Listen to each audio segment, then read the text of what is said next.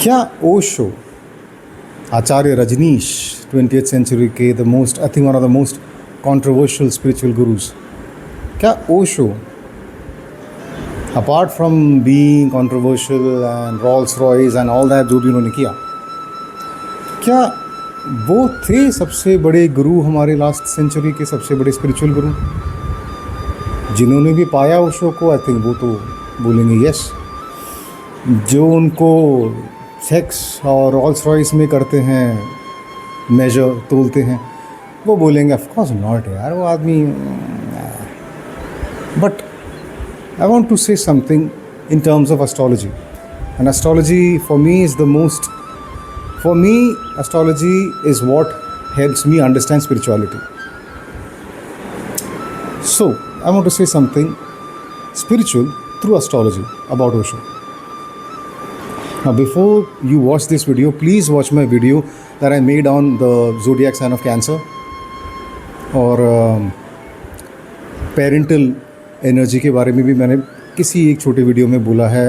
How two parents are your two planets are your parents, वो भी देखिएगा। और सैजिटेरियस पे भी मैंने छोटा सा वीडियो बनाया, वो अगर आप तीनों देख चुके हैं तो इस पे आइए, अदरवाइज़ शायद ऑल्टा एक और वीडियो मैंने बनाया है अबाउट एक्सॉल्टेशन ऑफ प्लैनेट्स, वो भी अगर आप देख सकें तो इस पे आइए, अदरवाइज़ शायद ये समझ में ना आए। But anyway I will still try to, मैं एक्सप्लेन करने की कोशिश करूँगा। Okay, Osho was born on December 11। The year is not important to me, the date is. December 11 का सिंपल मीनिंग है, वो नंबर 2 थे, that is 11, 1 + 1 2, that is moon उनके वन ऑफ द पेरेंट्स हैं या one of the parental energy हैं। Second है Jupiter, because वो सैजिटेरियस थे। अब सैजिटेरियस, जिसको भी एस्ट्रोलॉजी के बारे में थोड़ा सा भी पता है, ये पता है कि सैजिटेरियस इज़ द मोस्ट, या the potential of somebody going the spiritual way. अब स्पिरिचुअलिटी में खिताब नहीं लिया होगा, but going the spiritual way सबसे ज़्यादा सैजिटेरियंस में आता है। It's related to the 9th house of Vedic astrology, which is मोटा मोटा स्पिरिचुअलिटी। अब ओशो तो ऑटोमेटिकली हो गए। अब स्पिरिचुअलिटी क्या है, मतलब इन टर्म्स ओशो के 2 एनर्जीज़ हैं, Jupiter and moon. Jupiter simply मतलब सैजिटेरियंस ऐसे क्यों है, क्योंकि Jupiter is the Guru, ultimate गुरु और विजडम। और विजडम ही स्पिरिचुअलिज्म है ना। ज्ञान आ गया तो समझ में आ गया क्या मिथ्या क्या असली। तो ओशो के अंदर ऑटोमेटिकली वो जुपिटर एनर्जी है। But why December 11 is special, I tell you. Do you know Jupiter, हर प्लैनेट कहीं ना कहीं एग्जॉल्ट करता है, एग्जॉल्टेड होता है और डेबिलिटेटेड होता है। अब एग्जॉल्टेड क्या है, जैसे अगर आपने वीडियो पहले देखा है तो आपके लिए ईजी होगा। बट एग्जॉल्टेड सिंपली मीन्स उच्च स्थान। इंग्लिश में एग्जॉल्टेड मतलब ऊपर की तरफ का स्थान, ऊपर है। तो Jupiter is exalted in the zodiac sign of Cancer. Jupiter ज्ञानियों का ज्ञानी गुरु बृहस्पति कैंसर में एग्जॉल्ट क्यों होता है? ये बहुत लोगों को लगता है ऐसा क्यों होता है कि कैंसर में ऐसा खास क्या है, और बहुत लोग कुछ ना कुछ बोल देते हैं। तो again if you have seen my video on Cancerian on Cancer, आपको समझ में आ जाएगा मैं कहाँ जा रहा हूँ इसको लेके। तो जुपिटर जो है सब ज्ञान के साथ कैंसर में, क्योंकि कैंसर का जो है ना रूलर बोलते हैं, कैंसर जहाँ जिनका है, the sign of Cancer is the moon, आप प्लैनेट मून।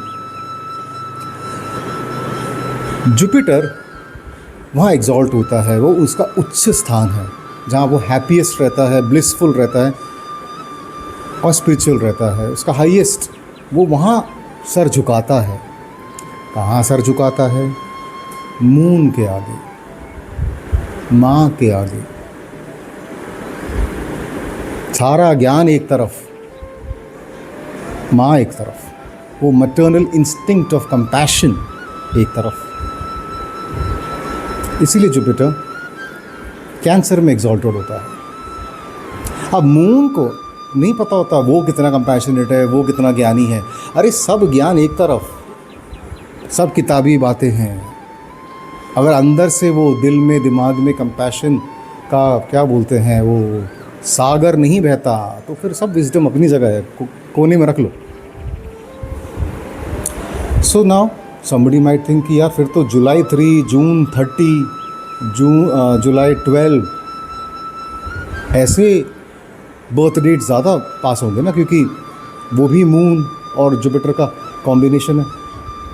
सही बात है, but I tell you why.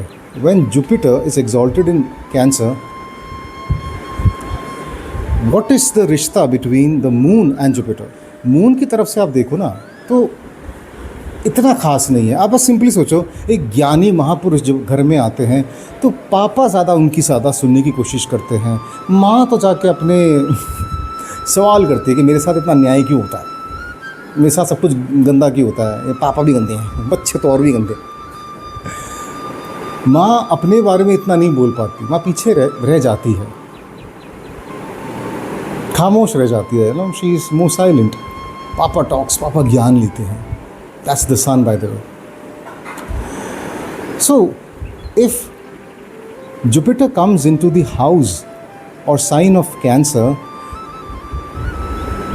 the ruler of that sign of Cancer is happy, is okay. चलो ज्ञानी आ गए, बहुत सवाल जवाब करेंगे, अच्छा पास रखेंगे, खाना खिलाएंगे, चाय पानी पूछेंगे और भेज देंगे। बट वही जब द साइन ऑफ सैजिटेरियस में आती है, द साइन ऑफ जुपिटर में आती है, तो जुपिटर उनका कैसा टेक केयर करेंगे आप खुद सोचो। जब वो जानते हैं, जब जुपिटर जो ज्ञान का भंडार है वो जानता है कि माँ का एक्चुअल दर्जा क्या है। माँ क्यों? क्योंकि माँ कुछ एक्सपेक्ट नहीं करती, माँ बस आती है। तो जुपिटर को वो सबसे ज़्यादा अच्छा लगता है। There is a reason why Krishna Bhagwan was born in Rohini nakshatra, which is the nakshatra of the moon. और फिर सब जानते हैं कि श्री कृष्ण कौन है, ये मैंने प्रीवियस वीडियो में भी कवर किया था।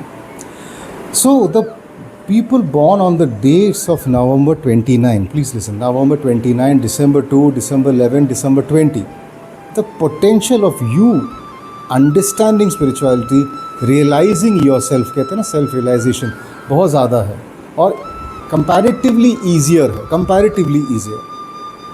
सब डेट्स में होता है, सब ज़ोडिएक साइंस में होता है, बट थोड़ा हार्डर हो सकता है किसी और में। ईजीएस्ट क्योंकि माँ की ममता भी है और ज्ञान भी। आप बस जाइए, थोड़ा मेडिटेट करिए, थोड़ा स्पिरिचुअली अंडरस्टैंड करिए, आपको समझ में ज़्यादा आएगा। बिलीव मी, आदमी हो या औरत कोई फ़र्क नहीं पड़ता, आएगा, बिलीव मी। अब मैं अगली वीडियो में आपको बताऊंगा कि वाई शिव जी की जो हम बनाते हैं ना, शिव जी का जब इमेज बनाते हैं तो वहाँ पर भी मून का एक इम्पोर्टेंस है। मून इज़ वेरी इंपॉर्टेंट, उनके है ना ऊपर दिखाते हैं मून, वो क्यों है, उसका सिग्निफिकेंस स्पिरिचुअल मैं बताऊंगा अगली बार। Wait for that video. Thank you so much.